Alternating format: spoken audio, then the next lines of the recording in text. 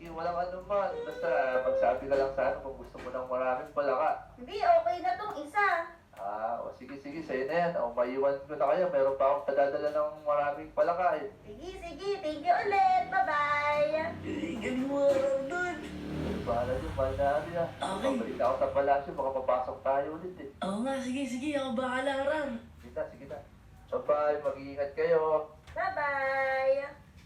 Pasok na ako agad sa loob. Teka lang, nagmadali naman yung palaka na to. Ba't nauna ka na dito sa taas? Teka, kailangan hindi niya malaman na nagsasalita ako. Papanggap ako. La, bakit iba yung tunog ng palaka na to? Ala, mali ata yung pagpapanggap ko.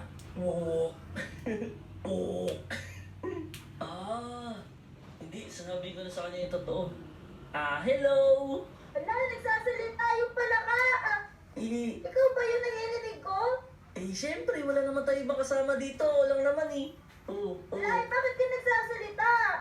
Kasi nga, isa akong mahal na hari. Ikaw yung mahal na hari na tinutukoy ng lalaki kanina? Oo. Ala, kaya pala kakaiba yung kulay mo. Iba yung kulay mo sa lahat ng palaka na nakita ko dito. Oo. Kasi ang totoo niyan, naisumpa ako. Sino nagsumpa sa'yo? May kaaway ka ba? Matagal ng panahon yun Hanggang ngayon, ito pala ka pa rin ako. Baka kasi masama ka ng tao ka pa. Ano ka ba?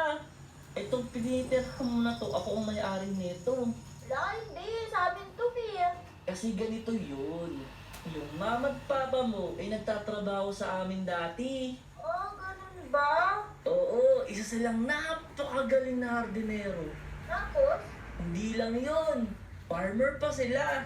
Magaling sila magtanim ng rice. Alam mo ba, sa isang linggo, ilang kaban kagad yung nakukuha nila. Napakabilis, diba? Alam ko, buwan dapat yun Oo nga, magagaling talaga yung mga yun. Bakit nanatili kang palaka? Hindi ka na bumalik sa pagiging tao. Hindi rin namin alam. Pero ang pagkakasabi sa kanya, Aram, na ikwento lang niya sa akin kahapon. Ang sabi niya sa akin, sabi daw ng mama niya, kailangan daw ng isang halik ng prinsipe. Baka siya yung kailangan para bumalik ka na sa dati mong anyo.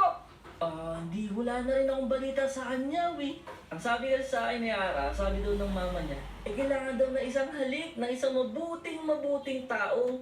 Hello? Nasyak ka ataw Ha?